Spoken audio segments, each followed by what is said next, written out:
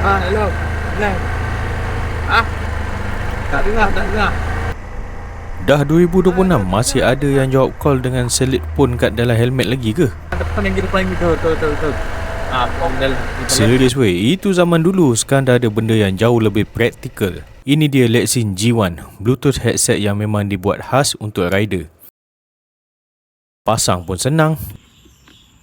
Desain dia minimalis, tak nampak serabut langsung kat helmet. Dari luar nampak clean tapi fungsi dia memang padu. Nak jawab call, tekan je button. Tak payah teragak-agak nak capai phone. Tengah ride pun masih boleh fokus atas jalan. Nak guna navigation pun smooth. Suara GPS terus masuk dalam helmet.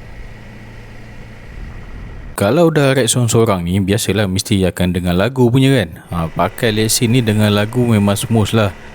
Best part, cover dia boleh tukar ikut warna yang kita suka. Boleh match dengan helmet atau motor, baru ada style sikit.